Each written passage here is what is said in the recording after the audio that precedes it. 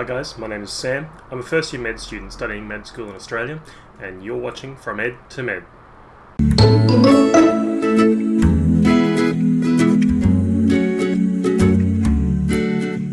Hey guys, welcome back.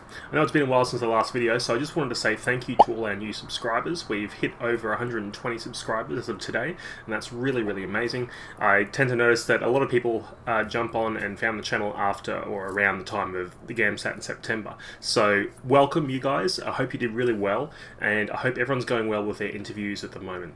If you're new to the channel, just let me know if there's anything I can help you with. I obviously don't record as much as I'd like to because of work and uni and all that, but if you have a question that you'd like to ask, please put it down in the comment sections below, and I usually respond within a couple of days. I really want to help you guys and help you guys have a look at what med school is like and answer any questions, because as you know, before you get into med school, it's all kind of a bit shrouded in mystery.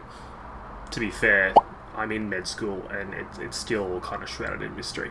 But if I can help clarify anything, just let me know. So please ask your questions, and welcome. So first of all, I want to say good luck to everyone who's had an interview or is still going to have an interview.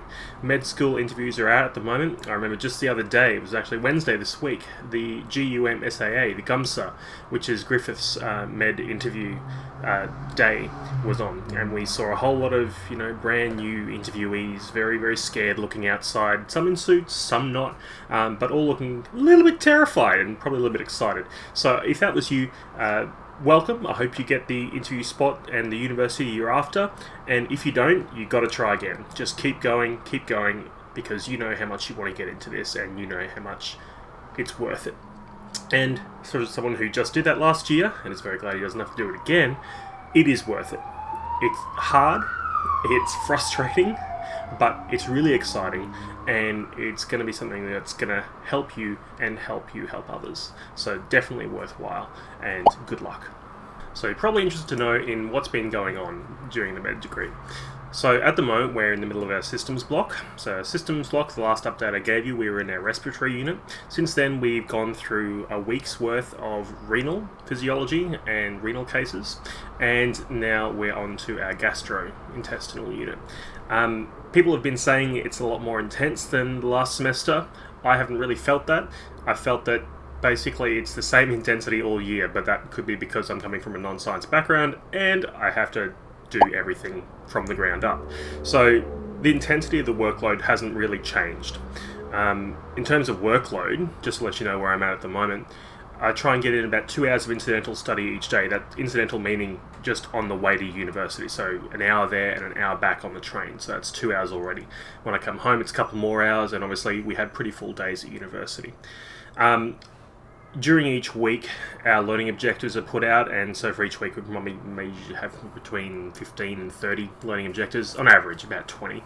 I'd say that probably takes me about 10 to 15 hours to get those done, depending on how intense they are. Usually around half an hour for each LO, some less, some more.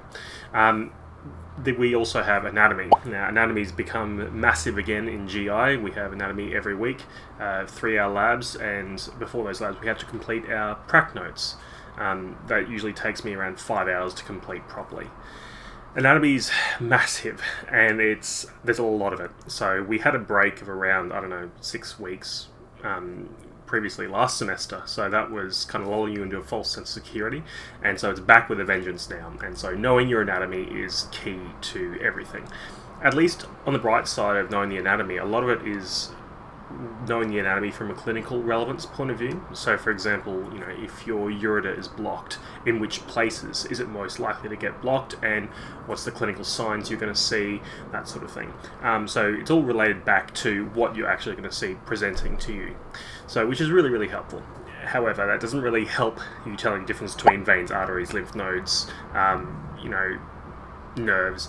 So yeah, that's a bit of a challenge I'm facing at the moment. Again, a lot of that's just rote learning and trying to look at things, but the big challenge with anatomy is always what's in the book doesn't always look like what's in the body.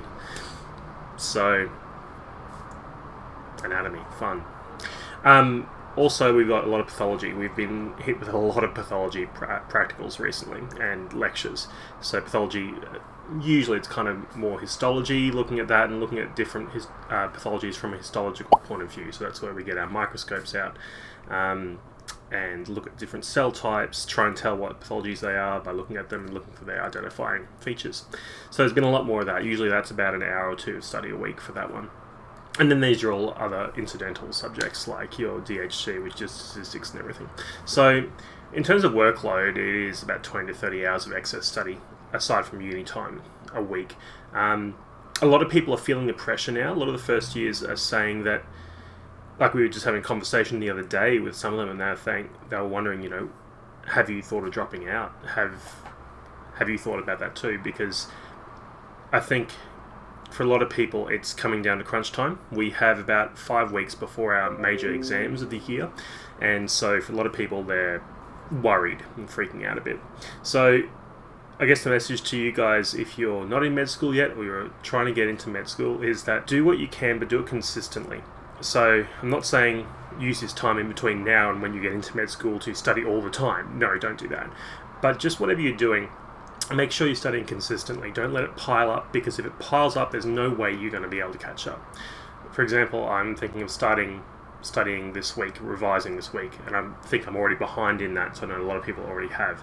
So we've got at least 5 weeks until the exams, and we've got a whole week of study before that, but there's just so much stuff, and we have to know everything from the entire year, and everything's treated in such a way that in the week, if you don't get it, there's no time to reflect on it. You just have to move on.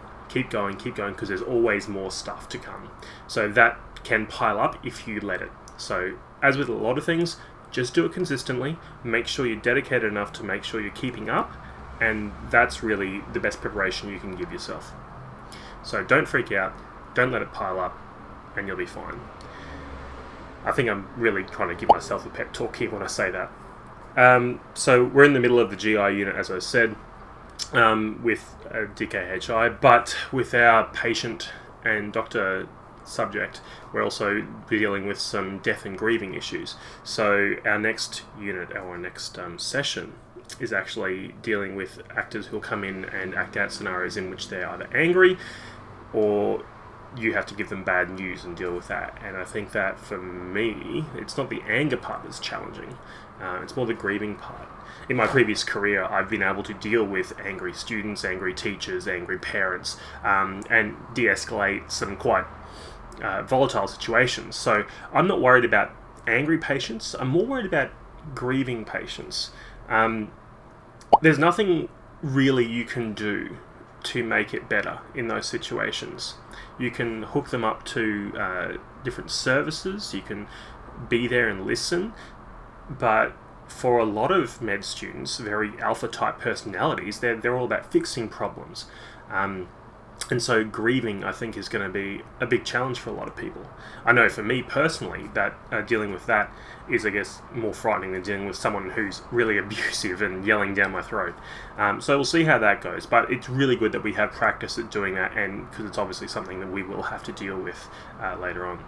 I just want to share before I go a couple of resources that have really helped me, and if you're really keen, if you really want to do some extra study to try and get in that, prepare for med school, if you get that letter in a couple of weeks' time, or a couple of months' time actually, anatomy is one thing I think you should really, really give it a go. And I found a really awesome website, you probably already know about it. It's called Teach Me Anatomy. So teachmeanatomy.info is a really good resource. It's got everything laid out really clearly. You've got really good diagrams, you've got the innovations, you've got the supply, you've got everything you need there. Function, clinical relevance, really, really good. So totally recommend that. Also, if you're really keen, if you're probably better if you're a med student already and you haven't looked it up, amboss.com.